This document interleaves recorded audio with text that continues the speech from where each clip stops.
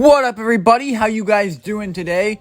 Guys, today we are going to be doing another roller coaster review. Today we are reviewing Velocicoaster at Universal's Islands of Adventure. Now, a lot of people say, oh my god, this is the best roller coaster in the world. This is like at least top 5 in the world. But really, is it? Find out in this review.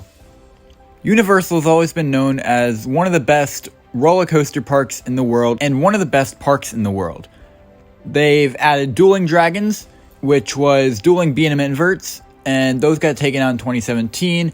They built the Incredible Hulk roller coaster, which is still thriving to this day. It was actually rebuilt in like 2015 because it reached the end of its service life, but it was still so popular that they decided to rebuild it and keep it the same way. After Dueling Dragons was removed, they added Hagrid's Magical Creatures Motorbike Adventure, and that has proved to be an insanely popular attraction for them, boasting on opening day a reported 10-hour wait, which I find absolutely insane.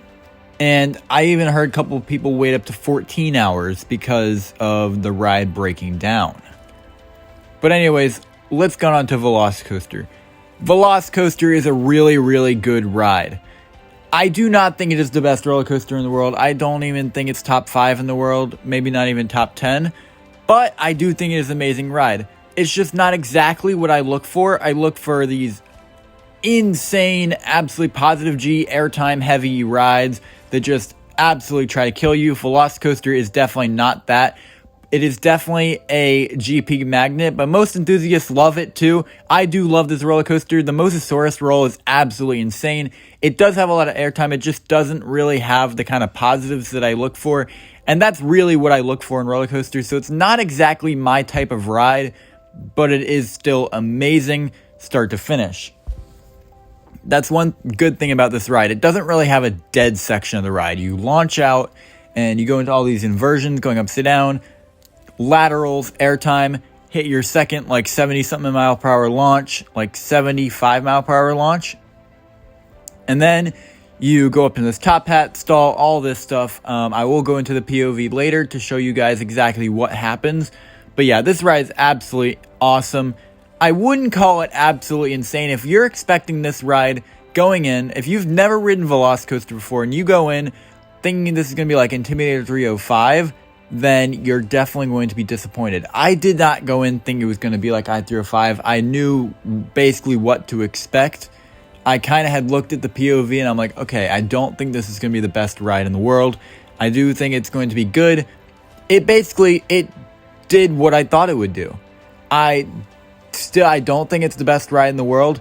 In fact, honestly, I think you can make a strong argument for Hulk being better. Hulk is definitely the more intense ride, but Velocicoaster is still like absolutely insane. Part of what makes this ride so awesome, honestly, the most part of what makes this ride so awesome is the theming. Oh my god, the theming. The queue line for this roller coaster has animatronics of dinosaurs, raptors, and everything. Has the story for it has this whole entire story for the ride, not just Jurassic Park, which really, really gets you amped up for your ride. I waited about 50 minutes every time I rode this ride, and I rode it a couple times. So yeah, it's a really good ride. And I did not get bored in the queue line. I was like still really loving all the theming and everything. They even have this thing in the queue, which is like, it's like a statue of a roller coaster with a dinosaur trying to get it. It's like really, really cool. It almost looks like an RMC track, but yeah, it's absolutely awesome. And then towards the end of their line, you cannot bring any cell phones or any kind of metal on this ride. You go through a metal detector and you put your stuff in a free locker, double-sided. So right as soon as you get off the ride, you will go get your stuff once again. I really love how they've made this ride to do that. Like, it's not like Steel Vengeance where at a point, like, not how they don't do that now. They have this same setup at Steel Vengeance now. But they used to make you pay for a locker, and they actually do that Six Flags still. Six Flags Great Adventure. If you don't have a non-rider, you will be paying $2 every time you want to ride Kingda Ka, Joker, Jersey Devil Coaster, and El Toro for a locker. So that absolutely sucks. These are free lockers, and you're not going to lose your place in line because you are very close to the end of the line already when you hit the lockers. And you don't even really have to worry about this line, honestly. I mean, obviously it's going to be a long line just because it's so popular, but this ride has excellent capacity. The ride holds 32 passengers per train, and they have 4 trains on the track at once. So yeah, literally once one goes over the big top hat, you already see one into the first inversion. So they are constantly pumping this ride out with trains. So the line will consistently move. Honestly, in the line, there's parts where you don't even feel like you're stopping. Like, you move consistently. It's not one of those lines you're just standing in forever. You are consistently moving at a steady pace, and you will be on the ride. So from the beginning of when you go into the kind of queue area, like the enclosed section, I'd say from there, if you're waiting from there, it'll probably be about a 40-minute queue line. But if you're going to the overflow, that's where it can start to get up to like an hour plus. But in the overflow queue line, they do have some very nice vantage points of the roller coaster. So if you consider yourself a videographer like myself, then you will definitely love that place to take some videos and pictures of the ride. This ride is just absolutely awesome. They have animatronic raptors in the queue line. You go through all this rock work in the beginning. At the end, you have the Mosasaurus roll right over the water. Not even far away from the water. You go over the water at the end. Everything. This ride is just absolutely awesome. And like I said, it's not exactly my ride, but in terms of probably most people, I could totally see how this could be your number one roller coaster. So now let's take a POV ride on Velocicoaster. So you're going to start launching off into some fog, which is really cool. The launch is relatively forceful. It's not overly forceful, but it is forceful enough to where you will enjoy it a lot. It's definitely better than most launches, like mock launches and stuff. You're going to pull up into this Immelman first thing, and this Immelman is pretty good. You do slug through it a little bit. It is kind of slow, but that's kind of the point, I guess. It gives you hang time, which is good, just not exactly my thing. Like I told you, I don't exactly look for hang time. I look for positive G's, and this ride doesn't really have that. And before you go into the next element, you actually have this insane head chopper with the rock. And oh my god, every time I went under this thing and before the next element, I literally put my hands down. I had my hands up with the Immelman, but this thing made my hands go down every single time. So then you're going to go into this dive loop, which is better because if you're in the back row, you're going to get yonked through this thing. You're going to be up at the top and then get laterally ejected down, which is really cool. Going to go through this pretty forceful little turn, which it's not overly forceful, but it's pretty good. Go into this airtime hill, which is pretty good. And then you go through this like spaghetti bowl section. I don't exactly know the layout around here, but it is a pretty cool section. It's not bad at all. You're going through all these like turns, which are all decently forceful, going through rocks, all that stuff. You guys are seeing it right now. You go into this pretty weak airtime hill around here. This is like this could have been so much better if it was a little bit smaller, but it's so drawn out and it's just like they tried to make it like a trick track double up, but it's really not at all. Then you twist into the second launch, which is really forceful too. You go in there about 40 miles per hour, and then you just feel yourself picking up speed, man. You are picking up speed. You go from 40 to like 70 miles per hour in 2 to 3 seconds. So yeah, you pick up some speed. You pull up into the top hat, which does have a little bit of positives going up, which is really good.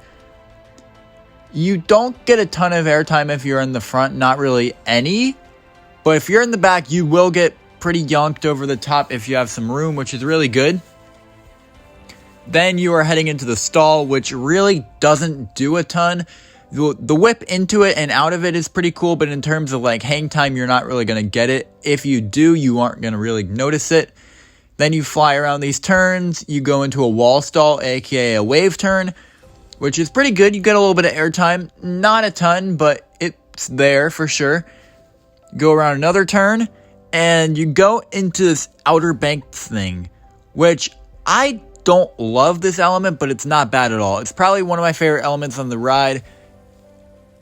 It's just so short that you can't really appreciate the airtime, but I don't really remember it a ton, but it definitely was a good part of the ride.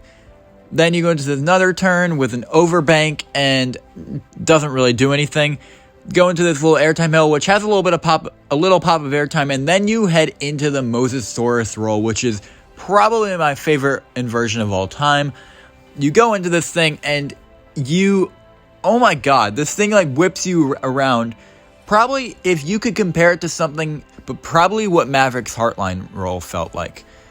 Obviously, Maverick's Heartline roll would still be miles faster, but this thing is probably the closest thing we're going to get to that. If you can almost like, if you turn sideways, you have a lap bar, so you can just like be looking down to the ground and like be sideways going through this thing. You can really play with this element. It's really, really fun. And you're just upside down right close to the water. It's really, really awesome. Then you have a couple more hops into the brake run, which have some pretty good airtime. Don't underestimate this. Nobody talks about this. Everybody talks about the Mosasaurus roll and everything. These final bumps give a little bit of airtime. And then like that, you are in the brake run and you hear all this cool music, and it's just really awesome. So, for my final score on Velocicoaster, I am giving this ride a 9 out of 10, which is a great score. The only reason I'm not giving it a 10 out of 10, I can totally see if you guys do. It's like I said, it's just not my type of ride. This is my review of the ride, so I am going to give it a 9 out of 10. However, that is still really good. It's probably still my top 10.